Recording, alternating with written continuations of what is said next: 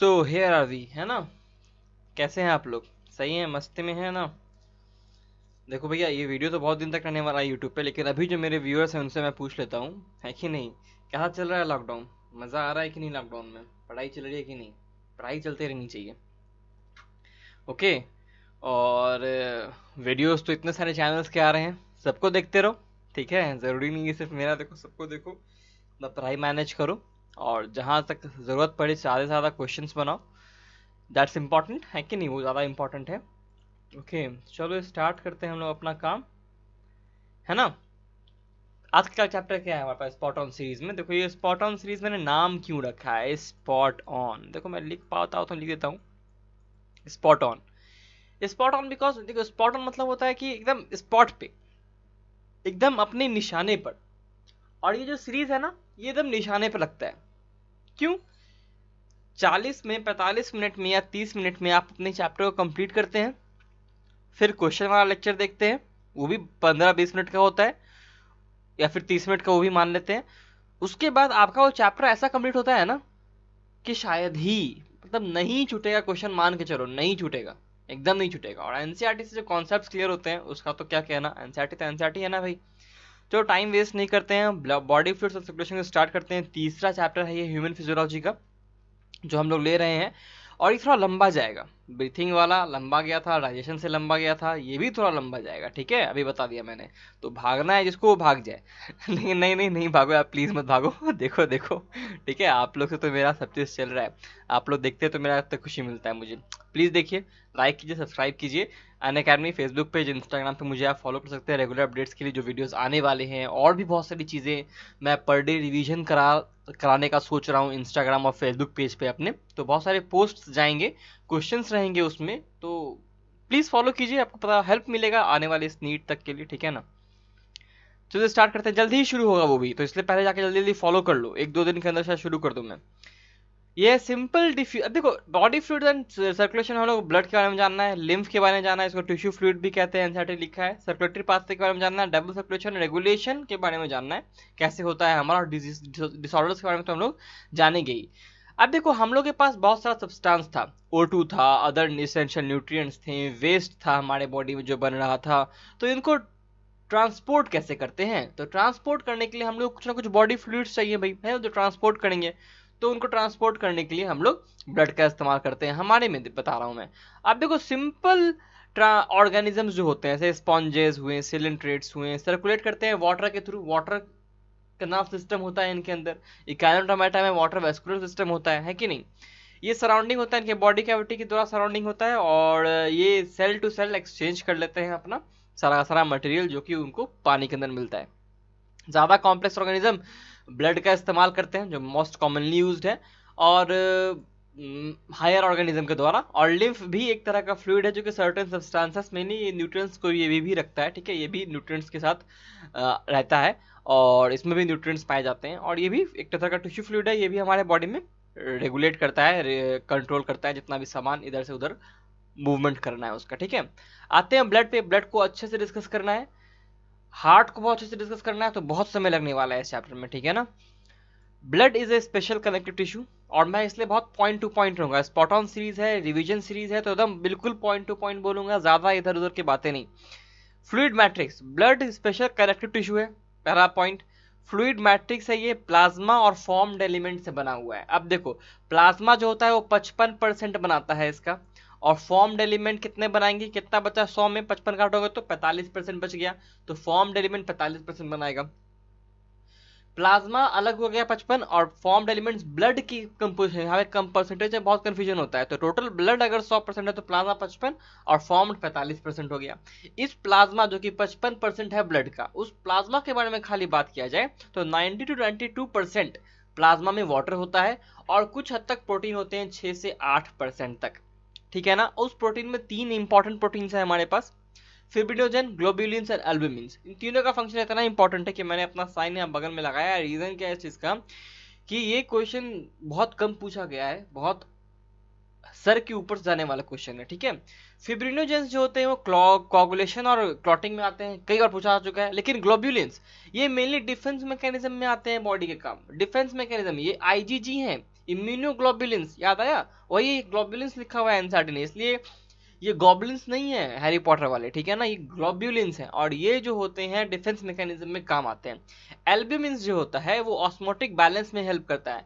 Albumin जो होता है एक तरह का प्रोटीन होता है जो कि ऑस्मोटिक बैलेंस में हेल्प करता है। एल्ब्यूमिन अगर हमें यूरिन में दिखाई देता है, थोड़ा सा तो मात्रा मिलता है, लेकिन अगर कह सकते हो कि जिसके यूरिन में एल्ब्यूमिन मिल रहा है उसका किडनी शक के दायरे में रहता है खराब होने के, मतलब डॉक्टर उसको शक के दायरे में रखता है कि ऐसा किडनी इंसान का खराब हो सकता है। तो बहुत ज्यादा इंपॉर्टेंट है एल्ब्यूमिन, कभी भी यूरिन में ज्यादा दिखता नहीं है। अब किसी किसी में थोड़ा थोड़ा दिख रहा है तो वो डॉक्टर वो पर्सन टू पर्सन डिफाइन हो सकता है, उसके बारे में हिम्मत जानिए, उसके बारे में आप एमबीबीएस कॉलेज जब पढ़िएगा तब समझ में आ जाएगा। प्लाज्मा में कुछ तरह के मिनरल भी होते हैं, सोडियम, पोटेशियम, मैग्नीशियम। देखो ये जो HCO3 और Cl दिखा, पिछले बार हम लोग ने देखा है इसे CO2 के ट्रांसपोर्ट में, ठीक है ना। जल्दी बताओ नीचे वो कौन सा एंजाइम है जो किस में काम आता है, ठीक है। ग्लूकोज, अमाइनो एसिड, लिपिड भी होते हैं प्लाज्मा के अंदर। प्लाज्मा अगर क्लॉटिंग फैक्टर उसमें ना हो तो उसको सीरम कहते हैं, यानी plasma minus clotting factor is equal to serum. ये फॉर्मूला डायरेक्टली आता है, plasma minus clotting factor is equal to serum, ठीक है। Erythrocytes and leukocytes and platelets ये फॉर्म्ड एलिमेंट्स बनाते हैं, ठीक है। तो इरिथ्रोसाइट्स, ल्यूकोसाइट्स और प्लेटलेट्स फॉर्म्ड एलिमेंट्स बनाते हैं 45% है ब्लड का। अभी क्या करके सबको देखते हैं। इरिथ्रोसाइट क्या है? रेड ब्लड सेल्स है, आरबीसी। ये पता होना चाहिए, जनरल जनरल नॉलेज सब चीज़ है, ठीक है ना। इसमें ज़्यादा डिस्कस हम लोग करने का टाइम वेस्ट हो जाएगा, ठीक है ना। इसको तो बहुत अच्छे से पता होना चाहिए, डॉक्टर्स बनने वाले हैं आप लोग, और ये तो बचपन से पढ़ते आ रहे हैं हम लोग, बचपन नर्सरी से नहीं, मतलब 9-10 से पढ़ते आ रहे हैं, ओके। 5 मिलियंस टू 5.5 मिलियंस होता है। MM³ लिखा हुआ है यहाँ पे, बताओ MM³ मतलब कितना है ml, जल्दी जल्दी बताओ मुझे कितना ml होता है 1 MM³ में, ठीक है। चलो ठीक है, मैं आप पे छोड़ता हूँ बताने के लिए। तो ये 5.5 मिलियंस तक हो सकता है, 5 मिलियन यानी 50 लाख से 55 लाख आरबीसी हो सकते हैं 1 MM³ ऑफ ब्लड में, ये भी वॉल्यूम ही है, ओके। आरबीसी न्यूक्लियस उसमें नहीं होता, जो कि मैच्योर होता है उसमें नहीं होता है, ध्यान रखना। ये बाइकॉनकेव शेप का होता है, सबको पता है ये इस ढंग के शेप का होता है। इस ढंग से देखोगे इसका आप ट्रांसफर सेक्शन काटोगे तो ऐसा ही दिखाई देगा आपको ये, ठीक है ना। ये आ गए फिर रेड कलर के होते हैं, क्यों? क्योंकि इसमें आयरन कंटेनिंग होता है, इस एक प्रोटीन होता है, इसको हेमोग्लोबिन कहते हैं, जो कि कॉम्प्लेक्स प्रोटीन है, यानी कि इसमें 2 अल्फा 2 बीटा चेन होते हैं, हर एक चेन के बीच में हीम प्रोटीन होता है, हीम कॉम्प्लेक्स होता है, और वो हीम कॉम्प्लेक्स में आयरन होता है, और एक आयरन 2 ऑक्सीजन मॉलिक्यूल कैरी कर सकता है। इसका मतलब एक हीमोग्लोबिन 4 ऑक्सीजन मॉलिक्यूल यानी O2 मॉलिक्यूल को कैरी कर सकता है। 12 से 16 ग्राम हेमोग्लोबिन हर 100 ml ऑफ ब्लड में होता है, तो आप लोग पता होगा, है ना। ये पिछले वीडियो में हम लोगों ने देखा था। फिर आरबीसी का लाइफ जो होता है वो 120 दिन का होता है, ये बहुत इंपॉर्टेंट है, ध्यान रखना। आरबीसी इस डिस्ट्रॉय होता है स्प्लीन में, स्प्लीन ग्रेवयार्ड ऑफ आरबीसी कहलाता है। स्प्लीन एक तरह का आरबीसी के लिए यानी ब्लड के लिए एक रिजर्व बैंक के रूप में भी काम करता है, ओके। और ये ग्रेवयार्ड भी है आरबीसी का। स्प्लीन के अंदर कई सारे टनल्स होते हैं, एक ढंग से मैं एग्जांपल दे रहा हूँ, लिटरली मत जाना कि टनल्स होता है, कह सकते हो कि एक टनल होता है। आरबीसी अगर मैच्योर नहीं है, अगर बूढ़ा आरबीसी नहीं है, अगर यंग जवान जवान आरबीसी है, तो बहुत फ्लेक्सिबल होता है और वो निकल जाता है उस टनल के अंदर से, क्योंकि टनल बहुत छोटा, टनल मान लो कि बहुत छोटा सा होता है, और आरबीसी जो होता है इतना बड़ा होता है, ठीक है। आरबीसी इतना बड़ा सा होता है, तो वो उससे निकल जाता है, ये इस ढंग से होकर निकल जाता है। देखो ये कैसे बताऊं, हाँ ये ऐसे होकर के, ये जो होता है ना आरबीसी, देखो ये मैंने क्या किया, इसको चपटा, इसको घुमा दिया ऐसे, है ना। ये इस टनल से फिर निकल जाएगा, क्योंकि पहले तो ये ऐसा था, ठीक है। लेकिन अभी क्या हुआ कि इसको चपटा होकर निकल गया। लेकिन जो बहुत मैच्योर आरबीसी होते हैं, जो कि 120 दिन के करीब होते हैं, उनमें स्पेक्टिन प्रोटीन जो होता है बहुत ज़्यादा कॉम्प्लेक्स हो चुका होता है, वो ढांचा उसका इनफ्लेक्सिबल हो जाता है, तो यहाँ पे वो आके मर जाते हैं, इससे निकल नहीं पाते, इसलिए इसको ग्रेवयार्ड कहा जाता है। आते हैं ल्यूकोसाइट पे, ये WBC है, व्हाइट ब्लड सेल्स हैं, इनमें कलरलेस होते हैं, ये इनमें हेमोग्लोबिन नहीं होता। ये जनरली न्यूक्लिएटेड होते हैं, 6000 से 8000 पर MM³ ऑफ ब्लड में ये मौजूद होते हैं, ठीक है ना। ठीक है, ये हो गया हमारे पास। आगे बढ़ते हैं अब हम लोग। ये शॉर्ट लिव्ड होते हैं, जनरली ज़्यादा दिन तक ये जिंदा नहीं रहते हैं, ठीक है ना। फिर आते हैं RWBC जो होते हैं, 2 ढंग के होते हैं, ग्रैन्युलोसाइट्स और एक ग्रैन्युलोसाइट्स, यानी कि अलग अलग 2 प्रकार के होते हैं। ग्रैन्यूल्स जिसके अंदर होता है उसको ग्रैन्युलोसाइट्स कहते हैं, साइट्स मतलब सेल्स, और ग्रैन्यूल्स उसमें है तो ग्रैन्युलोसाइट्स। एक ग्रैन्युलो मतलब कि ग्रैन्यूल्स उसमें नहीं है। अब देखो इसका एग्जाम्पल में एक ट्रिक बता रहा हूँ इसको याद करने का। जिसमें ग्रैन्यूल है वो, यानी उसमें ग्रैन्यूल क्या है, फिल है, भरे हुए हैं। भरे हुए का इंग्लिश क्या होता है, फिल होता है ना, फिल्ड है उसके अंदर, granules are filled in the cells. उसी तरह से जितने भी नाम के बाद फिल लगा हुआ है वो सारे के सारे ग्रेनुलोसाइट है, और जिसमें इसमें फिल नहीं लगा हुआ है वो ए ग्रेनुलोसाइट है। क्या है? न्यूट्रोफिल्स है, इसोनोफिल्स है और बेसोफिल्स है, ये सारे के सारे ग्रेनुलोसाइट है। और लिम्फोसाइट और मोनोसाइट ये क्या है? ए ग्रेनुलोसाइट्स है। आते हैं क्या सबके बारे में जानते हैं। न्यूट्रोफिल्स जो होते हैं मोस्ट अबंडेंट है, 60-65% होते हैं टोटल आरबीसी के। बेसोफिल सबसे कम होते हैं। इसको याद करने का एक और तरीका बताता हूँ, परसेंटेज याद रखना है तो। हम लोग एक चैप्टर पढ़ते हैं फिजिक्स में, NLM, Newton laws of motion, वही चीज यहाँ पे याद रखना है, एनएलएम। और बी सबसे कम होता है तो बी यहाँ लगाओ और ई यहाँ लगाओ, ठीक है ना। ये हो गया, और ये हो गया N L M E B, यानी कि न्यूट्रोफिल सबसे ज्यादा, लिम्फोसाइट उससे कम, मोनोसाइट उससे कम, इसोनोफिल उससे कम और बेसोफिल सबसे कम, ठीक है ना। एनएलएम ईबी, ऐसे याद रखना है इसको, ओके। फिर आते हैं मोनोसाइट कितने होते हैं, 6-8% होते हैं, और बेसोफिल 0.5-1% होते हैं, ठीक है। मोनोसाइट और न्यूट्रोफिल, न्यूट्रोफिल और मोनोसाइट, ये देखो न्यूट्रोफिल और मोनोसाइट ये दोनों जो है ये फैगोसाइटिक नेचर के होते हैं। बेसोफिल बहुत इंपॉर्टेंट है, कई बार क्वेश्चन आ चुके हैं, कैसा कैसा चीज सेक्रेट करता है, हिस्टामिन सेक्रेट करता है, सेरोटोनिन सेक्रेट करता है, हेपेरिन सेक्रेट करता है, ओके। और ये सारे के जो बेसोफिल मेनली जो होता है वो इन्फ्लेमेटरी रिएक्शन में काम आता है, जो सूजन होती है ना उसमें काम आता है। इसोनोफिल जो होता है वो 2 से 3% होता है, रेजिस्ट करता है इन्फेक्शन को, ठीक है ना। ये देखो मैंने शेप्स दिखाया है, यहाँ पे आरबीसी है, यहाँ पे प्लेटलेट्स है, इसोनोफिल है, बेसोफिल है, न्यूट्रोफिल है, मोनोसाइट है, टी लिम्फोसाइट है, बी लिम्फोसाइट है। ये सीरीज याद रखना है, और ये जितना भी एनसीईआरटी डायग्राम दिया ध्यान रखना है बिल्कुल। अब देखो यहाँ पे जो न्यूक्लियस का साइज, न्यूक्लियस का शेप होता है ना, उस पर बहुत सारा क्वेश्चन आता है, कई बार क्वेश्चन पूछा गया है। देख लेते हैं न्यूट्रोफिल कैसा होता है, मल्टी लोब न्यूक्लियस होता है। देखो यहाँ पे मल्टी लोब, एक लोब है, दो लोब है, तीन लोब है, चार लोब है ना, अलग अलग नो लोब दिख रहे हैं न्यूट्रोफिल में। यूसोनोफिल कैसा होता है, बाई लोब न्यूक्लियस होता है। देखो यहाँ पे हेडफोन शेप दिख रहा है ना, बाई लोब न्यूक्लियस है इसका, ठीक है। फिर आता है बेसोफिल, ये भी बाई लोब न्यूक्लियस होता है, इसके अंदर भी बाई लोब हमें दिख नहीं रहा लेकिन बाई लोब न्यूक्लियस होता है इसके पास, ये खाली ग्रैन्यूल्स दिखाई दे रहे हैं। आते हैं मोनोसाइट, तो ये किडनी शेप्ड होता है मोनोसाइट का, ठीक है। मोनोसाइटिस देखो यहाँ पे किडनी शेप्ड न्यूक्लियस है इसका, ओके। किडनी का अगले चैप्टर में पढ़ेंगे हम लोग। और लिम्फोसाइट का लार्ज स्फेरिकल न्यूक्लियस होता है, सिंपल सिंपल याद रखना है, okay.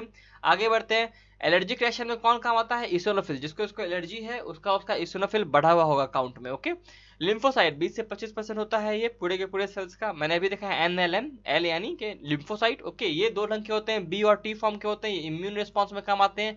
Cell mediated immune response जो होता है वो टी लिम्फोसाइट से होता है, और एंटीबॉडी इम्यूनेटेड से जो रिस्पॉन्स होता है इम्यून सिस्टम का एंटीबॉडी से जो, वो होता है बी लिम्फोसाइट के कारण। ये ध्यान रखना, हमारा जो ऑर्गन ट्रांसप्लांटेशन होता है वो टी लिम्फोसाइट के कारण रिजेक्ट हो सकता है, ऑर्गन जो हम लोगों ने ट्रांसप्लांट किया है।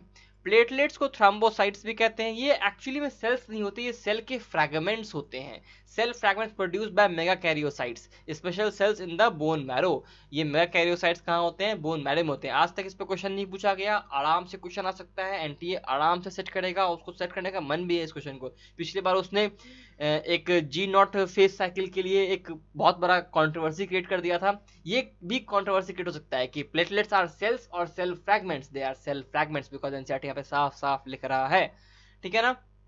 आते हैं, ये कितने होते हैं, 1.5 लाख से 3.5 लाख के आसपास होते हैं ये पर एम क्यूब ऑफ ब्लड में। ये कोगुलेशन में हेल्प करते हैं, यानी क्लॉटिंग ऑफ ब्लड में हेल्प करते हैं, ओके। ये ध्यान रखना, ओके। सब चीज समझ में आ गया ना। अब देखो जो हम लोग को ये हो गया हमारे पास। अब देखो रिडक्शन इन देयर नंबर क्या चीज कर सकता है, हमारे क्लॉटिंग फैक्टर का अगर घट जाएगा तो क्लॉट नहीं होगा ब्लड हमारा, जहां से भी कटेगा तो, ओके। एक चीज बताओ कि प्लेटलेट्स जो होते हैं किस डिजीज में, मॉस्किटो से काटने के कारण होने वाले किस डिजीज के कारण प्लेटलेट्स के नंबर में कमी आती है, ये बताना जरा मुझे। आगे बढ़ते हैं ब्लड ग्रुप के बारे में। तो देखो ब्लड ग्रुप अलग, बहुत सारा तरह के ब्लड ग्रुपिंग सिस्टम हमारे पास है, ओके।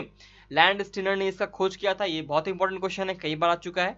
टू ग्रुपिंग हमारे पास अभी है, दो तरह का ग्रुपिंग हम लोग करते हैं, एबीओ और आरएच ग्रुपिंग कहते हैं। आरएच एंटीजन को हम लोग डी एंटीजन भी कहते हैं, एंटीजन डी भी कहते हैं। ये क्यों होता है, आरबीसी जो होता है ना, आरबीसी के सरफेस के ऊपर कई सारे प्रोटीन्स होते हैं, प्लाज्मा मेम्ब्रेन के ऊपर, और इन प्रोटीन्स को हम लोग कहते हैं एंटीजन। और प्लाज्मा जो होता है, प्लाज्मा फ्लूइड जो है, उसके अंदर भी कई सारे प्रोटीन्स होते हैं, और उस प्रोटीन को कहते हैं हम लोग क्या, एंटीबॉडीज, ठीक है ना। ये दो ढंग के प्रोटीन है हमारे पास।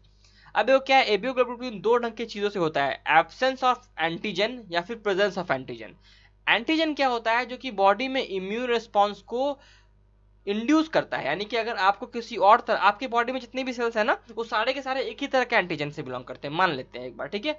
उसमें अगर हम लोग दूसरा एंटीजन डाल देते हैं कहीं बॉडी से फॉरेन एंटीजन, यानी किसी और ऑर्गेनिज्म का, किसी और ह्यूमन का, किसी और चीज का भी हो सकता है, तो हमारा इम्यून सेल्स जो देख लेता है, अरे भाई हमारा इतना भी सेल्स है ना, इसका तो एंटीजन इस ढंग का है, इसका अलग ढंग का है, तो इस पर अटैक करो। यही एक तरीका है पहचान करने का, ओके, हमारे बॉडी में। और क्या होता है प्लाज्मा में, क्या होता है एंटीबॉडीज। फिर प्लाज्मा क्या करता है, एंटीबॉडीज बनाता है, जो कि उन एंटीजन, जो कि फॉरेन सेल्स जो है उसके ऊपर जाकर अटैक करता है और उसको बताता है कि देखो भैया यही वो रेड सिग्नल की तरह है, इसके ऊपर मैंने मार्किंग कर दिया है, अब बाकी जितने भी सेल्स हैं, लिम्फोसाइट्स हैं, मोनोसाइट्स हैं, न्यूट्रोफिल्स हैं, वो उसके ऊपर आकर अटैक करें और उसको खा जाएं और खत्म कर दे, फैगोसाइट कर ले, ओके। एंटीबॉडीज क्या होते हैं, प्रोटीन्स होते हैं जो कि प्रोड्यूस होते हैं रिस्पॉन्स ऑफ एंटीजन के लिए। कैसे, कितने तरह के एंटीजन होते हैं हमारे बॉडी में, ए बी एंड ओ। देखो, एक अगर आरबीसी के ऊपर अगर ए एंटीजन खाली है तो उसको ब्लड ग्रुप ए कहेंगे, अगर बी है तो ब्लड ग्रुप बी कहेंगे, और दोनों है ए बी तो उसको ए बी ब्लड ग्रुप कहेंगे, और कुछ भी नहीं है तो ओ कहेंगे। ये एक्चुअली में ओ एक्चुअली जीरो है, ओके, ठीक है। ये चार तरह के हैं। अगर बॉडी में ब्लड ग्रुप ए है हमारे पास, तो हमारे बॉडी के लिए एंटीजन ए है, तो हमारे बॉडी के लिए एंटी बी हो गया ना, क्योंकि अगर हम लोग को ए ही ब्लड ग्रुप मिला तो हम लोग पहचान ही नहीं कर पाएंगे, बिकॉज एंटीजन तो ए ही है उसके पास। लेकिन अगर बी मिल जाता है तो हमारा बॉडी सेल देखेगा, अरे हमारे पास तो ए था, ये बी कहाँ से आया, इसके ऊपर अटैक करो। तो इसलिए हमारे पास में कौन सा एंटीबॉडी होता है, एंटी बी होता है। डोनर ग्रुप इसको कौन डोनेट कर सकता है, ए और ओ डोनेट कर सकता है। उसी तरह से बी के लिए भी है एंटीजन बी, और एंटी ए एंटीबॉडी होता है। अब किसी की बॉडी के अंदर ए बी दोनों के दोनों एंटीजन होंगे, तो एंटीजन उसके ऊपर ए और बी होगा, तो उसका कोई भी एंटीबॉडी नहीं होगा, बिकॉज दुनिया में और कोई एंटीबॉडी है ही नहीं, ए और बी एंटीजन है ही नहीं ए और बी के अलावा, तो एंटीबॉडी ये बनाएगा ही नहीं। इसको कोई भी मिलेगा, कोई इसी तरह का ये ब्लड मिलेगा, इसके अपने बॉडी से मैच करता हुआ रहेगा, तो बॉडी समझ नहीं पाएगा कि उसको कौन सा तरह का ब्लड मिला है, उससे बॉडी से डिफरेंशिएट ब्लड मिला है कि नहीं। इसको चारों को ही डोनेट कर सकता है ब्लड। ओ जो होते हैं उनके पास कोई तरह का एंटीजन नहीं होता, इसलिए इनको हर तरह के एंटीजन से खतरा है, इसलिए इनके पास एंटीबॉडी ए एंटीबॉडी बी दोनों होता है, और इसलिए इनके पास डोनर ब्लड ग्रुप खाली ओ ही इनको डोनेट कर सकता है। और चूंकि ए बी को हर कोई डोनेट कर सकता है, इसलिए इसको यूनिवर्सल रेसिपिएंट्स कहते हैं, और ओ हर किसी को डोनेट कर सकता है, इसलिए इसको यूनिवर्सल डोनर कहते हैं। ठीक है, आते हैं आर एच ग्रुपिंग पे। R H grouping, R H जो एंटीजन होता है हमारे बॉडी में जो है, वो रीसस मंकी के ऊपर जो एंटीजन प्रेजेंट है उसके बराबर है, उससे सिमिलर है, ठीक है ना। और फिर क्या है हमारे पास, हमारे ह्यूमन बींग में लगभग 80% ह्यूमंस के पास ये आर एच एंटीजन होता है। जिनके पास है आरबीसी के ऊपर उसको आर एच पॉजिटिव कहते हैं, जिनके पास नहीं है उसे आर एच निगेटिव कहते हैं, ठीक है ना। अब उसी ढंग से समझो कि आर एच निगेटिव यानी कि उनके पास कोई भी एंटीजन नहीं है आर एच के लिए, ओके, आर एच के लिए उनके पास कोई भी एंटीजन नहीं है। अब अगर उनको तुम एक एंटीजन वाला चीज दे दोगी, जिसके पास आर एच पॉजिटिव ब्लड है, उसका ब्लड तुमने एक आर एच निगेटिव वाले को दे दिया, तो उस जो उसके पास तुमने दिया है आर एच निगेटिव वाले पर्सन का, उसका एंटीजन था ही नहीं, तो सोचेगा यार मेरे सेल में कहीं भी एंटीजन है ही नहीं आर एच वाला, यानी एंटीजन डी जिसको कहते हैं हम लोग, वो है ही नहीं, तो ये कहाँ से आया, ये किसी और का सेल है, इसका मतलब इसको मारो, खत्म करो। ऐसा ही होता है, ठीक है ना। यही एक केस हम लोग को देखने को मिलता है मदर और फीटस के प्रेगनेंसी में। जब मदर होती है आर एच निगेटिव और फीटस होता है आर एच पॉजिटिव, तो क्या होता है, चूंकि तो जनरली कोई भी ब्लड पास नहीं करता है, ब्लड से कोई भी चीज ब्लड कांटेक्ट में नहीं आता है, लेकिन बर्थ के दौरान जिस समय हमारा प्लेसेंटा डिटैच होता है या फिर हमारा जो अम्बिलिकल कॉर्ड है वो कटता है, तो उस समय कुछ ब्लड शायद मिक्स अप हो सकता है मदर से लेके फीटस में। अब समझो जरा, तो ये मदर जो होगी इसके पहले तो एंटीबॉडी बना ही नहीं होगा, क्योंकि इसके पास नॉर्मल बॉडी है, इसको कभी जिंदगी में आज तक, जन्म से लेकर के आज तक कभी इससे पॉजिटिव वाला इंसिडेंट का पाला पड़ा ही नहीं, तो बॉडी के पास एंटीबॉडी है ही नहीं आरएच के लिए। लेकिन जैसे ही उसको टच होता है ये, तो बॉडी तो समझ आता है कि यार कोई और दूसरा एंटीजन हम लोग के बॉडी में टच में आया है, अगली बार कभी और भी आ सकता है, इसलिए पहले से एंटीबॉडी बना के रख लो। तो बॉडी क्या करता है, बहुत सारे एंटीबॉडी बना लेता है आरएच के लिए। जब दूसरी बार बेबी होता है, तो जो कि आर एच पॉजिटिव फीटस ही होता है, तो क्या होता है कि वो एंटीबॉडी जो होता है वो फिर गेस कर लेता है कि यानी कि इसके अंदर आर एच पॉजिटिव चाइल्ड है और इसके पास आर एच पॉजिटिव एंटीजन है, तो ये जो एंटीबॉडीज हैं इसके ऊपर अटैक करते हैं, बिकॉज प्लेसेंटा के थ्रू एंटीबॉडीज क्रॉस कर सकते हैं, और ये सेकेंड प्रेगनेंसी को खत्म कर देता है, ठीक है। और इससे बचने के लिए क्या करते हैं हम लोग, इससे बचने के लिए हम लोग सबसे पहले जल्दी फर्स्ट चाइल्ड के बर्थ के बाद हम लोग मदर को क्या करते हैं, डिलीवर करते हैं बहुत सारे एंटी आर एच एंटीबॉडीज, ठीक है ना। ये ध्यान रखना है, ये चीज, ये दवाई का नाम लिखा हुआ है एनसीईआरटी ने। और जो बच्चे के ऊपर ये अटैक करता है जो एंटीबॉडी, उन बच्चों को फीटस को एनीमिया हो सकता है, जॉन्डिस हो सकता है सीरियस, और इस कंडीशन को हम लोग इरिथ्रोब्लास्टोसिस फुटालिस कहते हैं, ठीक है ना। आते हैं कोagulation ऑफ ब्लड पे। देखो कोagulation ऑफ ब्लड जो होता है बहुत ज़्यादा इंजाइमेटिक रिएक्शन है, ये कैस्केड प्रोसेस है, क्योंकि बहुत सारे यहाँ पे इंजाइम एक दूसरे से मिलते हैं और वो कोagulate करते हैं, और ये एक डार्क कलर का रेडिश ब्राउन स्कम बनाते हैं। इसको हम लोग क्लॉट या कोआगुलम कहते हैं, जो कि बनता है फिब्रिन से, ठीक है ना, और damage formed element of blood से, फॉर्म एलिमेंट मतलब आरबीसी, प्लेटलेट, डब्ल्यूबीसी, इन सब से मिल करके और फिब्रिन मिल करके एक बनाता है क्या, क्लॉट या कोआगुलम, ठीक है। और ये फिब्रिन कहाँ से बनता है, तो फिब्रिन बनता है फिब्रिनोजेन से, और फिब्रिनोजेन से फिब्रिन बनने समय फिब्रिनोजेन है, जो फिब्रिनोजेन है, इससे जब फिब्रिन बनता है ना, तो यहाँ पे एक केमिकल एंजाइम होता है, यहाँ पे एक एंजाइम कॉम्प्लेक्स इन्वॉल्व होता है, ठीक है ना, उसको हम लोग कहते हैं थ्रोम्बीन। इसको क्या कहते हैं हम लोग, थ्रोम्बीन कहते हैं, ठीक है। ये क्या है, ये क्या है, थ्रोम्बीन है, TH हम लोग लिख सकते हैं, यहाँ लिखा हुआ है एंथेटिन है, थ्रोम्बीन होता है इन्वॉल्व। और थ्रोम्बीन भी इनएक्टिव फॉर्म में रहता है, वो प्रोथ्रोम्बिन फॉर्म में रहता है, ठीक है ना, और वो प्रोथ्रोम्बिन से थ्रोम्बिन बनता है, और प्रोथ्रोम्बिन से थ्रोम्बिन बनने समय कौन सा इंजाइम कॉम्प्लेक्स इन्वॉल्व होता है, थ्रोम्बोकाइनेज इन्वॉल्व होता है, ठीक है ना। कैल्शियम बहुत इंपॉर्टेंट रोल प्ले करता है, विटामिन के बहुत इंपॉर्टेंट रोल प्ले करता है, दोनों के दोनों बहुत इंपॉर्टेंट रोल प्ले करते हैं। अब देखो सर कैसे होता है, इंजरी हुआ, इंजरी होने के बाद हमारा वेसल कॉन्स्ट्रिक्ट कर जाएगा ताकि ब्लड ज़्यादा ना लॉस हो पाए, ठीक है ना। नॉर्मली क्या होगा कि नॉर्मली में क्या होगा कि जितने भी फैक्टर्स हैं वो आके यहाँ पे कोगुलेट करेंगे और एक क्लॉट बना लेंगे, लेकिन हीमोफीलिया ए जो होता है उसमें फ्लैटिंग क्लॉटिंग फैक्टर 8 जो होता है वो वीक होता है या फिर नहीं फॉर्म होता है, लैक होता है उसका, तो इसी कारण यहाँ पे नहीं हो पाता है। यहाँ पे बहुत सारे फैक्टर्स मिलके काम करते हैं कैस्केड मैकेनिज्म में, बहुत बड़ा टॉपिक है ये आपके एमबीबीएस के लिए, ठीक है ना, लेकिन अभी हम लोग को इतना ही जानना है। देखो यहाँ पे कैसे हो रहा है, ये हो गया हमारा ब्लड, यहाँ पे हमें इंजरी हुआ है, ब्लड वेसल ब्रोकन हो चुका है, क्लॉटिंग फैक्टर्स आएंगे जो कि टिश्यू भी रिलीज करता है और ब्लड में भी होते हैं, ठीक है, दोनों जगह से होता है। ये प्रोथ्रोम्बिन को थ्रोम्बिन में कन्वर्ट करने वाला क्या है, थ्रोम्बोकाइनेज है। ये थ्रोम्बिन आके यहाँ एक्ट करेगा फिब्रिनोजन, जो कि प्रोटीन था, मैंने देखा बताया था अभी, प्रोटीन फिब्रिनोजन, एल्बुमिन और ग्लोबुलिन्स में, और ये फिब्रिन बनाएगा। ये फिब्रिनोजन सॉल्युबल होता है और इनसॉल्युबल होता है, ये यहाँ आता है, और देखो ये जितने भी ये जो दिख रहे हैं ग्रे ग्रे लाइंस, ये क्या है, फिब्रिन है, उसमें फॉर्म्ड एलिमेंट्स यानी कि प्लेटलेट्स और क्या, आरबीसी फंस चुके हैं, और ये क्लॉट बन गया, फिर यहाँ पे डैमेज क्लियर हो जाएगा और फिर ये क्लॉट हट जाएगा। ओके, कौन से फैक्टर्स होते हैं विटामिन के से इन्वॉल्व होते हैं। देखो मैंने ये सब एनसीईआरटी से अलग लिखा है बिकॉज इससे क्वेश्चन आता है, इसलिए मैंने कहा कि चैप्टर थोड़ा सा लंबा जाएगा, जाना बनता है इसका, बिकॉज मैं नहीं चाहता कि कोई भी क्वेश्चन आपका छूटे, कोई भी बेईमानी नहीं करना चाहता मैं भैया, कोई भी नहीं, ठीक है। तो कोई भी ऐसा नहीं कि बस 10 मिनट चैप्टर करा कर निकल गए और भैया आपका क्वेश्चन आ जाएगा और आप लोग बड़े खुश हैं कि यार सर ने तो पढ़ा दिया, लेकिन जब आया तो आप लोग मुझे गाली दे रहे हैं कि यार नहीं आया भैया, कैसे पढ़ाया सर ने, ऐसा नहीं होना चाहिए ना। तो आप लोग मुझे फ़ोन करें, बताएं कि सर मेरा हो गया एग्ज़ाम में, अच्छा गया, इसके लिए सब चीज़ बताना बहुत ज़रूरी है और टाइम भी बहुत ज़रूरी है इसके लिए, है ना। क्लॉटिंग फैक्टर 2 होता है, प्रोथ्रोम्बिन कहते हैं, क्लॉटिंग फैक्टर 7 होता है, प्रो कन्वर्टीन कहते हैं, और क्लॉटिंग फैक्टर 9 होता है, थ्रोम्बोप्लास्टिन कहते हैं, और क्लॉटिंग फैक्टर 10 कहते हैं स्टुअर्ट फैक्टर कहते हैं। क्लॉटिंग फैक्टर 9 को क्या कहते हैं, क्रिसमस फैक्टर कहते हैं, है ना। लिम्फ पे आते हैं, लिम्फ क्या है, देखो टिश्यू जो ये जो हमारे पास सेल्स है, सेल्स जो होते हैं ना हमारे पास, जैसे ही ब्लड कैपिलरी इनको चीज सप्लाई करता है, ब्लड कैपिलरी जो टिश्यू के बीच में है, जब पास करते हैं ना, तो यहाँ पे ब्लड कैपिलरी से ना बहुत सारा वाटर भी निकल आता है, जो कि सेल्स के अंदर नहीं जाता, लेकिन सेल्स के बीचों बीच मौजूद रहता है पानी, ठीक है ना। इसको हम लोग टिश्यू फ्लूइड कहते हैं, क्या कहते हैं, तो टिश्यू फ्लूइड कहते हैं। और इस टिश्यू फ्लूइड का कंपोजिशन बिल्कुल प्लाज्मा की तरह होता है, बिकॉज जब ये पानी जब बाहर आता है ना, तो यहाँ से फॉर्म्ड एलिमेंट्स ब्लड वेसल से नहीं निकलते हैं, खाली और खाली प्लाज्मा कंपोजिशन बाहर निकलता है इससे, ठीक है ना। लार्जर प्रोटीन जो होते हैं वो ब्लड वेसल के अंदर ही रहते हैं, फॉर्म्ड एलिमेंट्स ब्लड वेसल के अंदर ही रहते हैं।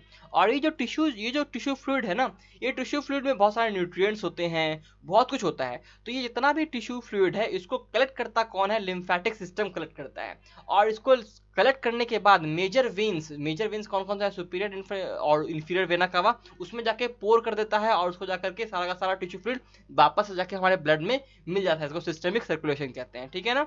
और लिम्फ एक इंपॉर्टेंट कैरियर होता है न्यूट्रिएंट्स का, हार्मोन्स का, ठीक है ना, न्यूट्रिएंट्स का, हार्मोन्स का, फैट्स का एब्जॉर्ब होता है इसमें लैक्टिल्स के थ्रू, इंटेस्टाइनल विलाई में, सब चीज़ उन्होंने पढ़ा है। आते हैं सर्कुलेटरी पाथवे पे, दो ढंग का होता है, ओपन और क्लोज। ओपन कहाँ होता है, आर्थ्रोपॉड में, मॉलस्क में, जहाँ पे कोई भी तरह का हमें ब्लड कैपिलरी देखने को नहीं मिलता है। और क्लोज कहाँ होता है, बाकी सारे ऑर्गेनिज्म में होता है, ठीक है ना, जहाँ भी हमारे पास ब्लड वेस्कुलर सिस्टम डेवलप होगा। ये बोला प्लैटी एलिमेंट्स में हो जाएगा, अरे भाई प्लैटी एलिमेंट्स में ब्लड वेस्कुलर सिस्टम होता ही नहीं है, तो कहाँ से हो जाएगा उसमें, ओपन या क्लोज, ठीक है, ध्यान रखना, कुछ भी नहीं बोल देना। आते हैं सर्कुलेटरी पाथ में। फिशेस के पास दो चैम्बर ऑफ हार्ट होता है, एक आर्ट्रियम होता है, एक वेंट्रिकल होता है। एम्फीबियंस के पास, क्रोकोडाइल्स को छोड़ दिया जाए तो तीन चैम्बर हार्ट होता है, दो आर्ट्रिया एक वेंट्रिकल का। तो क्रोकोडाइल्स, बर्ड्स और मैमल्स में चार चैम्बर्ड हार्ट होता है, दो आर्ट्रिया दो वेंट्रिकल का। अब फिशेस में कैसे होता है, देखो फिशेस में क्या है कि यहाँ पे ये आर्ट्रिया है, ठीक है ना, फिर ये वेंट्रिकल है। तो ये क्या होगा, यहाँ से आर्ट्रिया से ये वेंट्रिकल में ब्लड जाएगा और ब्लड फिर यहाँ से निकल जाएगा और ये जाएगा गिल्स के पास, ठीक है। देखो कैसे होगा, जो यहाँ पे जैसे ये और गिल्स, जैसे यहाँ पे ये है, ये गिल्स के पास आएगा। तो क्या होता है, फिशेस में हार्ट पंप करता है डीऑक्सीनेटेड ब्लड। फिशेस में ऑक्सीनेटेड ब्लड हार्ट कहीं पंप करता ही नहीं है, क्यों? क्योंकि डीऑक्सीनेटेड ब्लड जैसे ही पंप किया वो गिल्स के पास ब्लड गया, ब्लड जो होगा वो ऑक्सीजनेट किया जाएगा गिल्स के द्वारा, वहां पे O2 इसमें आएगा। उसके बाद ये जो डीऑक्सीनेटेड ब्लड, जो ये जो ब्लड होगा ऑक्सीजनेटेड वाला, ये पूरे पूरे बॉडी में चला जाएगा गिल्स से होता हुए, हार्ट में आएगा ही नहीं। और फिर बॉडी पूरा ऑक्सीजन ले लेगा, फिर वो डीऑक्सीनेट हो जाएगा, फिर वो हार्ट के पास चला जाएगा और फिर वो गिल्स के पास जाएगा। ऐसा होता है, इसको सिंगल सर्कुलेशन कहते हैं। क्या कहते हैं इसको? सिंगल सर्कुलेशन कहते हैं। एम्फीबियंस और रेप्टाइल्स में जहाँ पे लेफ्ट एट्रियम होता है वो ऑक्सीजनेटेड ब्लड लेता है, जैसा हमारे में होता है, और ये फिर गिल्स, लंग्स और स्किन से ब्लड लाता है, कौन सा? ऑक्सीजनेटेड वाला, ठीक है ना। और ये फिर राइट एट्रियम कैसा ब्लड रिसीव करता है? डीऑक्सीनेटेड ब्लड रिसीव करता है, ऐसे हम लोग में रिसीव करता है, सेम टू सेम वैसे ही।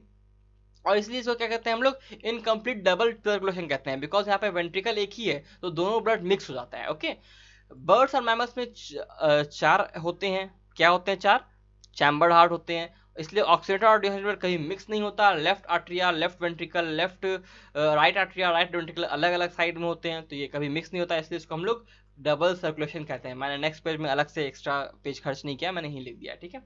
आगे बढ़ते हैं ह्यूमन सर्कुलेटरी सिस्टम। मैंने कुछ कुछ चीज़ यहाँ पे ब्लॉक से मार्क किए हैं, बहुत इंपॉर्टेंट है, मतलब बहुत ज़्यादा, ठीक है। ह्यूमन सर्कुलेटरी सिस्टम को हम लोग ब्लड वैस्कुलर सिस्टम भी कहते हैं। हार्ट जो होता है वो मीजोडर्मली डिराइव्ड ऑर्गन है, किसी को नहीं दिखाई देता, 10 बार एनसीईआरटी पढ़ लो दिखाई नहीं देगा कि कहाँ लिखा हुआ है ये चीज़। मीजोडर्मली डिराइव्ड ऑर्गन है। नोटोकॉर्ड भी मीजोडर्मली डिराइव्ड ऑर्गन है। ये दोनों पॉइंट बहुत इंपॉर्टेंट है, नोटोकॉर्ड और हार्ट याद रखो मीजोडर्मली डिराइव्ड ऑर्गन है, ठीक है। एपिडर्मिस तीनों जगह से आता है, एपिडर्मिस जो होता है, एंडोडर्मिस, ठीक है, मिजोडर्मल और इनोडर्मल और एपिडर्मल, दोनों तीनों जगह से एपिडर्मिस हमारा डेवलप होता है। ओके, तीनों तरह के जो जर्माइनल लेयर्स होते हैं। ये जो हार्ट होता है वो दो डबल वॉल्ड मेम्ब्रेनस बैग से कवर होता है, इसको पेरिकार्डियम कहते हैं, और इनके बीच में पेरिकार्डियल फ्लूइड भी होता है। अपर चैम्बर्स को आर्ट्रिया और लोअर चैम्बर्स को वेंट्रिकल कहते हैं। अपर चैम्बर जो आर्ट्रिया होता है, ये दोनों आर्ट्रिया, तो बीच में एक सेप्टम होता है, और सेप्टम कैसा होता है? थिन होता है, मस्कुलर वॉल है, इसको हम लोग इंटर आर्ट्रियल सेप्टम कहते हैं, बिकॉज ये दो आर्ट्रिया के बीच में है। उस तरह से नीचे जो वेंट्रिकल है, वेंट्रिकल में भी एक वॉल होगा बीच में, ये कैसा होता है? ये थिक वॉल्ड होता है, इंटर वेंट्रिकुलर सेप्टम है, और ये लेफ्ट और राइट वेंट्रिकल को सेपरेट करता है। फिर क्या होता है, देखो अब ये तो आर्ट्रिया के बीच और वेंट्रिकल के बीच। अब देखो आर्ट्रिया वेंट्रिकल के बीच, ऊपर नीचे, ये आर्ट्रिया वेंट्रिकल के बीच जो यहाँ पे होगा, ये वॉल्व जो है, ये दोनों दोनों तरफ जो वॉल्व है, ये दोनों वॉल्व कैसे होते हैं? तो ये thick fibrous tissue, thick fibrous tissue, एक एक वर्ड ध्यान से देखो यहाँ पे, थिक फाइब्रस टिश्यू है ये, कॉल्ड आर्ट्रियो वेंट्रिकुलर सेप्टम कहते हैं इसको। ओके, ये समझ में आ गया। राइट आर्ट्रियम और राइट वेंट्रिकल के बीच में जो फ्लैप जो ये बनाया मैंने, क्या? आर्ट्रियो वेंट्रिकल सेप्टम, ये तीन होता है, ठीक है, इसलिए इसको हम लोग ट्राइकस्पिड वॉल्व कहते हैं, ठीक है। और लेफ्ट के बीच में जो होता है वो दो होता है, इसको बाइकस्पिड वॉल्व कहते हैं या फिर मिट्रल वॉल्व कहते हैं, नाम याद रखना है, बाइकस्पिड या फिर मिट्रल वॉल्व। अब देखो ये क्या है? ये है हमारे पास, देखो यहाँ पे मैं कलर थोड़ा चेंज करना पड़ेगा ना इसका हमें, शायद, है ना। चलो क्या कर लूँ, ब्लू कर लेता हूँ, ब्लैक कर लेता हूँ, हाँ दिखाई देगा। ये जो दिख रहा है आपको, ये जो दिख रहा है, ये क्या है? ये लेफ्ट, ये पूरा लेफ्ट क्या है ये? सॉरी, ये राइट आर्ट्रियम है, ये राइट वेंट्रिकल है ना। ये लेफ्ट आर्ट्रियम है, ये लेफ्ट वेंट्रिकल है हमारा। तो ये जो राइट के बीच में जो ये जो वॉल्व्स दिख रहे हैं आपको, ये कैसे हैं? ये ट्राइकस्पिड है, और ये कैसे हैं? बाइकस्पिड है। और क्या है इसको कहते हैं हम लोग? क्या कहते हैं जल्दी बताओ? ये मिट्रल वॉल्व कहते हैं इसको। ओके, ये देखो साइनो आर्टरियल नोड दिख रहा है, पेस मेकर हमारा दिख रहा है हम लोग को, ये देखो एवी नोड दिख रहा है हम लोग को, ये कॉर्डेट टेंडन दिख रहे हैं आपको, ये जो टेंडेंस दिख रहे हैं, ये फ्लैप्स को बंद करने में हेल्प करते हैं, ठीक है ना। ये जो आपको पैपिला दिख रहे हैं, ठीक है, ये पैपिला है ये। और फिर हम लोग को क्या दिख रहा है यहाँ पे? ये देखो ये पल्मोनरी आर्टरी दिख रहा है, जो कि हमारा किससे जुड़ा हुआ है? वो हमारा पल्मोनरी आर्टरी वो हमारे राइट वेंट्रिकल से जुड़ा हुआ है, बहुत इंपॉर्टेंट है, इसको ध्यान रखना। ये जो ऑर्टा है, ये ऑर्टा जुड़ा हुआ है हम लोग के, देखो यहाँ से, ये हमारा ऑर्टा जो है अंदर से, यहाँ पे जो दिख रहा है ना ये चीज, ये सेमिनोलर वॉल्व्स है, ये ऑर्टा के सेमिनोलर वॉल्व्स है जो पीछे की ओर से होता हुआ निकल रहा है ऑर्टा। और ये किससे जुड़ा हुआ है, ये लेफ्ट वेंट्रिकल से जुड़ा हुआ है, ठीक है ना। ये वेना कावा है, ये ऊपर वाला है सुपीरियर, और ये क्या है, इन्फीरियर वेना कावा है हमारे पास, ठीक है। ये है हमारे पास बंडल ऑफ हिल्स, यहाँ पे एवी नोड के बाद बंडल ऑफ हिल्स आएगा, और उसका फिर क्या होगा, ये पुरकिंजे फाइबर्स के रूप में निकल जाएगा। और ये एपेक्स है हमारा, ये इंटरवर्टिकुलर सेप्टम में देखो ये कितना ज्यादा चौड़ा दिख रहा है ना, और ये बहुत पतला है ऊपर वाला। और यहाँ देखो ये जो लेफ्ट वेंट्रिकल का जो वॉल है वो बहुत ज्यादा मोटा है, और राइट वेंट्रिकल का वॉल बहुत पतला है, बिकॉज राइट वेंट्रिकल को सिर्फ लंग्स में भेजना होता है, और लेफ्ट वेंट्रिकल को पूरे की पूरे बॉडी में भेजना होता है ऑक्सीडेटेड ब्लड को, इसी कारण इसका वॉल जो है थोड़ा सा मोटा होता है। ये सब चीज बहुत इंपॉर्टेंट है, इंसर्टेंट डायग्राम में सब चीज साफ साफ शो किया है, ठीक है ना। मैंने सारी बातें बता दी अभी तक आप लोग को, अब आगे बढ़ते हैं। दीज वॉल्स जो होता है, ये जो वॉल्स जितने भी होते हैं वेंट्रिकल के, मच थिकर है आर्ट्रिया से ज्यादा, ये पहले बताया मैंने। देखो एक हमारा जो हार्ट है ना, वो क्या है, वो उसके पास एक कार्डियक मस्कुलेचर होता है, नोडल टिश्यू कहते हैं उसको, और ये अपना जो जनरेशन होता है एक्साइटेशन के लिए, जो इम्पल्स होता है वो खुद जनरेट कर लेता है, ठीक है ना। ये राइट अपर कॉर्नर में एक होता है, इसको सीनो आर्टेरियल नोड कहते हैं, जो कि मेन होता है पेस मेकर हमारा हार्ट का, जो कि मेनली हमारे हार्ट को पंप करने में हेल्प करता है। फिर दूसरा होता है आर्टेरियो वेंट्रिकुलर नोड, एवीएन। और फिर होता है हमारे पास एवीएन के बाद जो एक bundle of nodal fibre AVN से यानी आर्टिकल वेंट्रिकुलर नोड से निकलता है, उसको हम लोग आर्ट्रियो वेंट्रिकुलर बंडल कहते हैं। एवी बंडल, देखो एवी नोड और एवी बंडल अलग अलग चीजें हैं, ओके, ध्यान रखना। फिर एवीएन जब कंटिन्यू करेगा, एवी बंडल को हम लोग बंडल ऑफ हिस भी कहते हैं, ध्यान रखना। फिर बंडल ऑफ हिस जब नीचे आएगा तो वो लेफ्ट और राइट बंडल में बट जाएगा, और उसके बाद फिर वो पुरकिंजे फाइबर्स बन के निकल जाएगा। और ये ऑटो एक्साइटेबल होता है, खुद ही एक्साइट होते हैं, इसको हम हमारे अपने हार्ट को हम लोग मायोजेनिक हार्ट कहते हैं, बिकॉज हमारा हार्ट का मसल जो होता है वो न्यूरल रेगुलेशन में नहीं होता, खुद ही अपने आप को जनरेट करता है, ठीक है ना।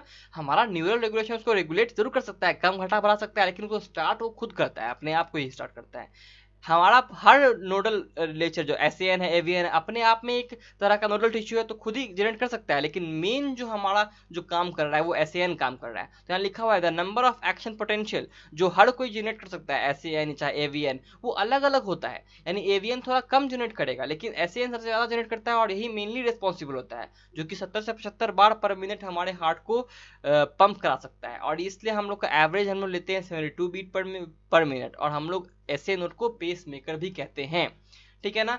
कार्डियक साइकिल, देखो कार्डियक साइकिल समझने के लिए हम लोग थोड़ा डायग्राम के ऊपर आएंगे, ठीक है ना। अब देखो यहाँ पे लिख रहा है कि ऑक्सीडेंटल ब्लड पहले move to the atrium, left atrium में आता है, फिर लेफ्ट वेंट्रिकल में आता है, और फिर वो ऑर्टा से जाता है, और ऑर्टा से निकलते हुए फिर देखो यहाँ पे देखो गोल सा दिख रहा है ना, मैंने जीआईएफ ऐड किया है। Finally red blood cells move into the aorta and which they pump to the rest of the body, ये ज्यादा सारा के सारा बॉडी में चला गया, ओके, ये समझो। फिर जो टी ऑक्सीडेंटेड ब्लड होता है वो इन्फीरियर वेना कावा और सुपीरियर वेना कावा से राइट आर्ट्रियम में आएगा, देखो यहाँ पे आ रहा है ये ब्लड, ठीक है ना।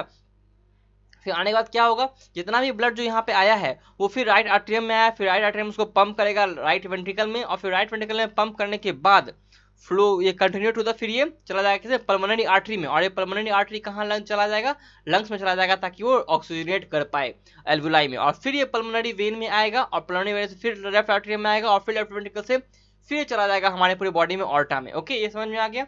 अब देखो ये पूरा का पूरा साइकिल जो है ना एक साथ हो रहा होता है, यानी दोनों राइट और लेफ्ट आर्टरियम में एक साथ ब्लड आएगा, और फिर एक साथ लेफ्ट वेंट्रिकल और राइट वेंट्रिकल में जाएगा, और फिर वो एक साथ ऑर्टा और पल्मोनरी आर्टरी में जाएगा। तो ये जो फंक्शन है इसको कार्डियक साइकिल कहते हैं, जिस ढंग से हार्ट पंप करता है, ठीक है ना। अब इसको समझने के लिए हम लोग एक और डायग्राम को देखते हैं, यहाँ पे ध्यान से देखो ये फेजेस हैं, इस डायग्राम को ध्यान से देखना, ईसीजी भी हम लोग इसी डायग्राम में समझेंगे साथ साथ, ताकि टाइम कम लगे हमारा, ओके। अब देखो क्या हो रहा है, हमारा ये जो पहले जो होता है ये हम लोग स्टार्ट करते कहाँ से है, जॉइंट डायस्टोल से स्टार्ट करते हैं, किससे, जॉइंट डायस्टोल से। देखो यहाँ पे ये जो पार्ट है, इतना दूर का पार्ट है, जो आर्टिकल डायस्टोल यहाँ हो रहा है और वर्टिकल डायस्टोल भी हो रहा है, इतने देर के लिए दोनों के दोनों एक साथ डायस्टोल में, इसको हम लोग जॉइंट डायस्टोल कहते हैं। और ये देखो यहाँ पे भी जॉइंट डायस्टोल में है, आर्टिकल डायस्टोल यहाँ भी है, वर्टिकल डायस्टोल यहाँ भी है, ठीक है ना। इस डायस्टोल में क्या होता है, जितना भी ब्लड होता है वो चाहे वो राइट आर्ट्रियम में आ रहा हो चाहे वो लेफ्ट आर्ट्रियम में आ रहा हो, वो डायरेक्टली पोर हो जाता है हमारे वेंट्रिकल्स में, वो डायरेक्टली यहाँ पे हमारे वेंट्रिकल्स में आ जाता है, क्योंकि यहाँ पे जो हमारा वॉल्व्स है, ट्राइकस्पिड और बाइकस्पिड वॉल्व्स है, वो हमेशा लगातार खुले हुए रहते हैं, वो बंद नहीं रहते हैं, ठीक है ना। उसके बाद क्या होता है, अचानक से पी वेव आता है। पी वेव कब आता है, जब हमारा ऐसे नोड जो होता है वो जनरेट करेगा इम्पल्स, और हमारा आर्टिया कॉन्ट्रैक्ट करेगा, और इस कॉन्ट्रैक्शन के कारण जो ब्लड फ्लो होता है वेंट्रिकल के तरफ वो 30% के आसपास बढ़ जाता है, और 30% के आसपास बढ़ेगा, और उसके बाद क्या होगा कि इतना ब्लड हमारे इसके अंदर आया है, उसके बाद फिर हमारा जो एवी नोड है उसके पास नेटवर्क जो इंपल्स पहुंचा वो हमारे बंडल ऑफिस को दिया, पुर्किंजे फाइबर्स की तरफ गया, और सारा का सारा नीचे का वेंट्रिकल भी कॉन्ट्रैक्ट किया, ठीक है ना। तो यहाँ देखो आर्टेरियल सिस्टोल खत्म हो चुका है।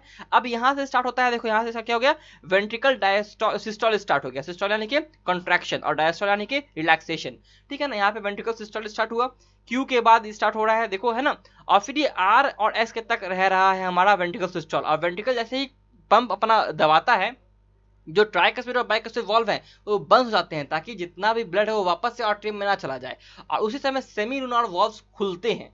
और जैसे ही ट्राइकस्पिड बाइकस्पिड वाल्व बंद होता है ना, जैसे ही ट्राइकस्पिड और ये देखो ट्राइकस्पिड और बाइकस्पिड वाल्व जो बंद होता है, जैसे ही उसी समय पहला आवाज आता है हमें लब का, ठीक है ना। ये पहला हार्ट साउंड है। मैंने सारी बात अभी बता रहा हूँ ताकि मैं एनसीईआरटी ना पढ़ना पड़े।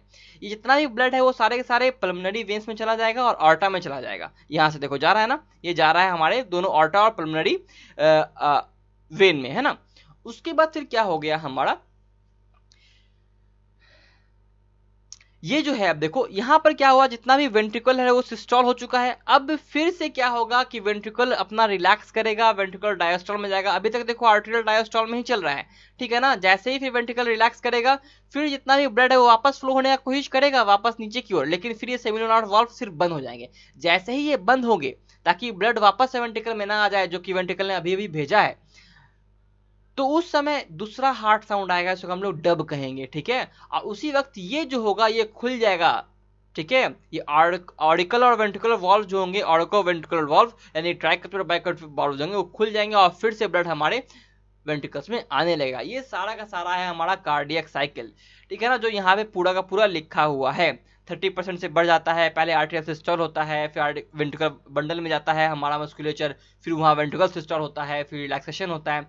सारी चीज़ मैंने बता दी, ठीक है। फिर आगे बढ़ते हैं हम लोग। ये देखो ये हमारे पास एक और डायग्राम है। पहले आर्ट्रिया से वेंट्रिकल में आया, आराम से पहले ब्लड आ रहा है, वेंट्रिकल फीलिंग हो रहा है, आराम से हो रहा है। फिर अचानक से आर्ट्रियल कॉन्ट्रैक्शन हुआ, लेकिन यहाँ पे देखो पैसिव फीलिंग हो रहा है, कोई भी तरह का हमारा पास आर्टिकल सिस्टोल नहीं है, लेकिन फिर भी वेंट्रिकल में आ रहा है ब्लड। इसका मतलब पहले से ये खुला रहता है। ऐसा नहीं समझना कि वेंट्रिकल में ब्लड तभी आता है जब आर्ट्रिया सिस्टोल करते हैं, नहीं, पहले से आ रहा होता है। लेकिन जब आर्ट्रिया सिस्टोल करते हैं तो 30% से बढ़ जाता है ब्लड फ्लो। फिर उसके बाद क्या हुआ, वेंट्रिकल फिर सिस्टोल पे जाएंगे, तो यहाँ पे जो ट्राइकस्पिड बाइकस्पिड वॉल्व होंगे वो बंद हो जाएंगे, तो पहला साउंड आएगा लब वाला। फिर ये जितने भी ब्लड होंगे वो फ्लो करेंगे, फिर वेंट्रिकल अपना डायस्टोल आइसोवॉल्यूमेट्रिक रिलैक्सेशन होगा वेंट्रिकल का। फिर ये सेमिनोनार्व वॉल्व्स बंद होंगे तो दूसरा साउंड आएगा डब का। फिर दोनों के दोनों दोबारा फिर से क्या हो जाएंगे, जॉइंट डायस्टोल के टाइम में चले जाएंगे। ये जो टाइम है, ये टाइम जितना लेता है एक बार पंप करने में, वो 0.8 सेकंड का होता है, ध्यान रखना, वो 0.8 सेकंड का होता है। ये देखो आर्टिकल सिस्टोल है, फिर पूरा का पूरा आर्टिकल डायस्टोल रहता है, यानी कि 0.1 सेकंड में आर्टिकल सिस्टोल हुआ और 0.7 सेकंड्स के लिए क्या है, वो आर्टिकल डायस्टोल में है। फिर देखो वेंट्रिकल सिस्टोल जो होता है वो कितने देर का होता है, 1 2 3 3 सेकंड, 0.3 सेकंड का होता है। और वेंट्रिकल डायस्टोल जो होता है वो कितने सेकंड का होता है, 0.5 सेकंड का होता है, ठीक है। ये सब चीज ध्यान रखना। अब देखो हमारा ईच वेंट्रिकल जो होता है, हम लोग को पता है कि हर वेंट्रिकल 70 ml ब्लड पंप करता है, और इस ब्लड को हम लोग स्ट्रोक वॉल्यूम कहते हैं, ठीक है। अब इस स्ट्रोक वॉल्यूम को अगर हम लोग अपने रेट ऑफ हार्ट बीट जो होता है, number of beat per minute है, उसको हम लोग मल्टीप्लाई कर दे, तो 1 मिनट में कितना वॉल्यूम ऑफ ब्लड हमारा हार्ट पंप कर रहा है, उसका एक वेंट्रिकल कितना पंप कर रहा है, तो वो हमारा कार्डियक आउटपुट कहलाएगा, जो कि 5 से 5.5 लीटर के आसपास आता है। दिमाग नहीं लगाना, 5.5 नहीं लिखा है एनसीईआरटी, बस 5 लिखा है, ठीक है ना।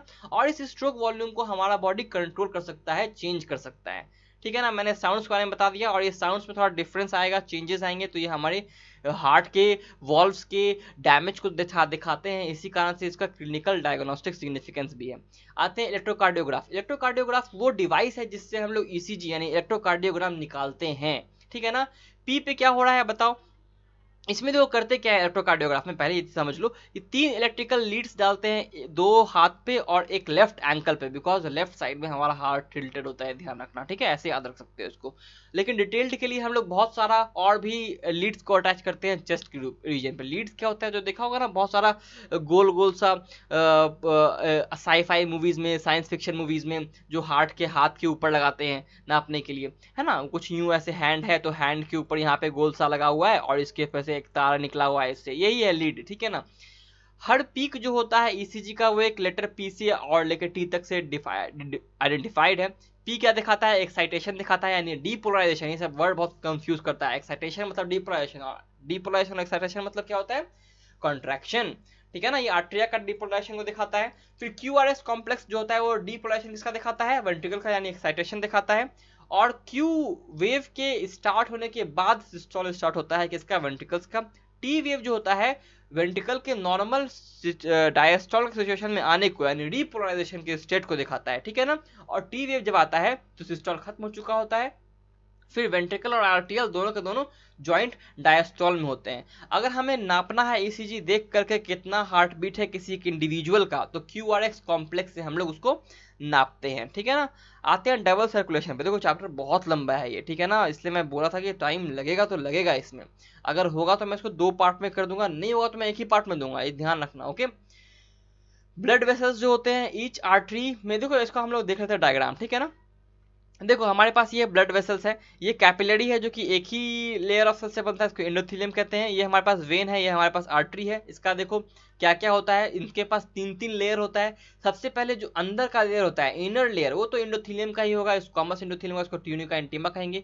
बीच वाला लेयर जो होगा स्मूथ मसल से बना होगा, जो इलास्टिक फाइबर भी होंगे उसके अंदर, ट्यूनिका मीडिया कहेंगे। देखो इसको एनसीईआरटी बोल्ड नहीं किया, पता नहीं क्यों नहीं किया, ट्यूनिका मीडिया कहेंगे, स्मूथ मसल और इलास्टिक फाइबर से होता है। और लास्ट वाला जो एक्सटर्नल लेयर होता है वो फाइब्रस होता है, कनेक्टिव होता है टिश्यू, और कोलाजन फाइबर से घिरा हुआ होता है, ट्यूनिका एक्सटर्ना कहते हैं।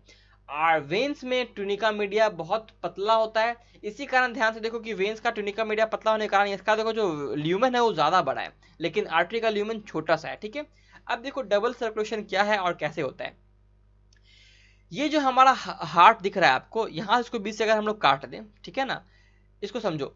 अगर ये हमारा देखो यहाँ पे ये जो ऊपर का पार्ट है, इसको ऐसे नहीं काटने से अच्छा है मैं क्या करता हूँ ना, इसको ऐसे काटता हूँ, गलती हो जाएगा वरना फिर, है ना। ठीक है, अब देखो ये सब काम में और समय लग जाता है।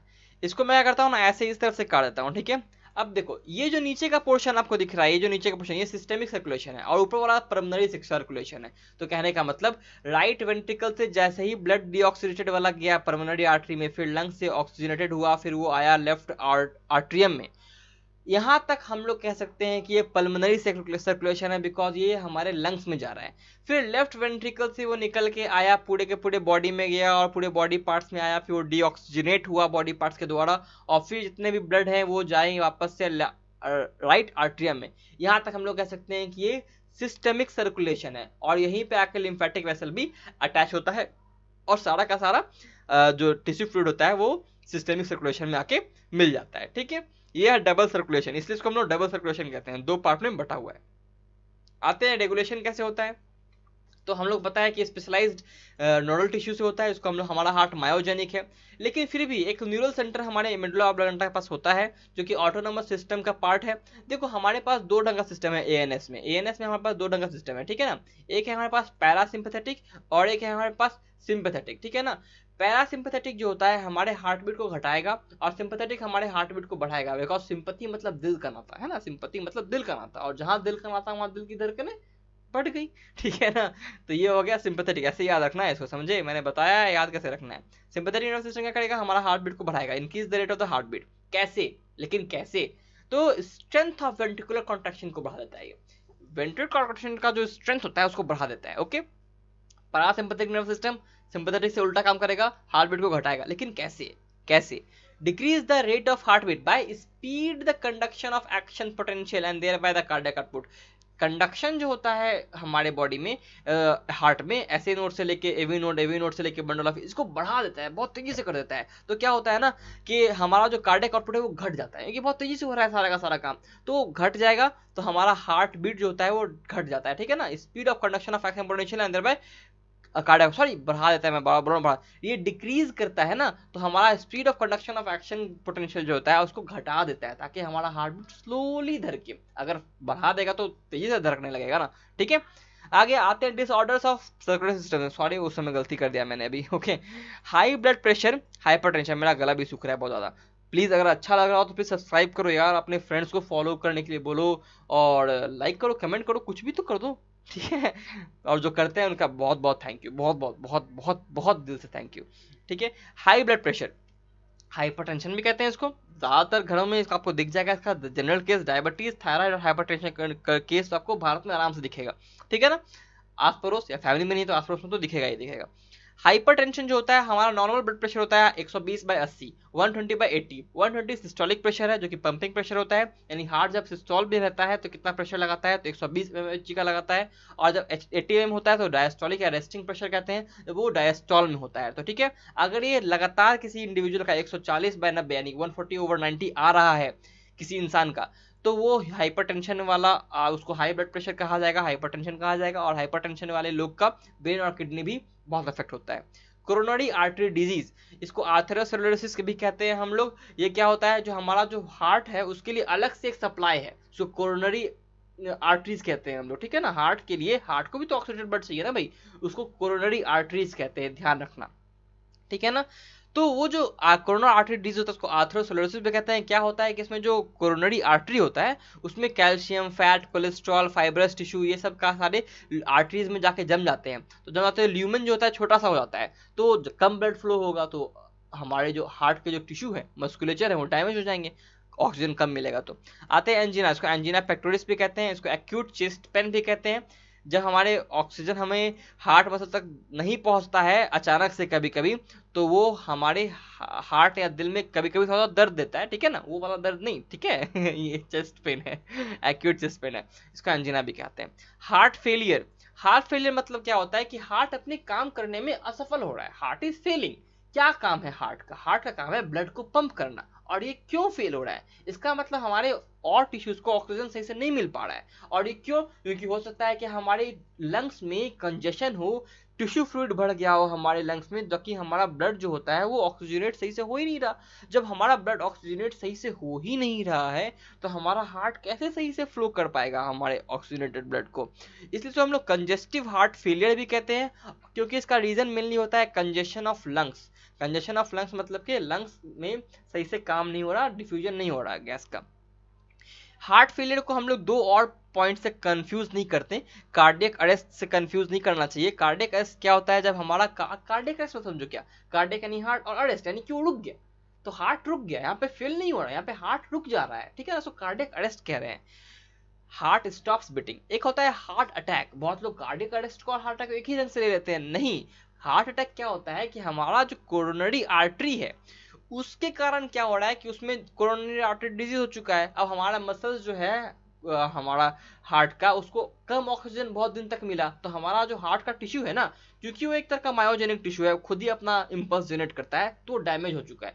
अब वो डैमेज हो गया तो इम्पल्स जनरेट कर नहीं पा रहा, अगर इम्पल्स जनरेट कर नहीं पा रहा तो हार्ट सही से काम करेगा नहीं। तो हार्ट अटैक जो होता है उसमें क्या होता है कि मसल जो होता है वो सडनली डैमेज हो जाता है इनएडिक्वेट ब्लड सप्लाई से, हमारा ब्लड सप्लाई अचानक से घट जाता है हार्ट के मसल्स को लेकर के, कोरोनरी आर्टरी डिजीज के कारण, हो सकता है और भी कोई कारण हो, कई सारे रीजन होते हैं इसके लिए।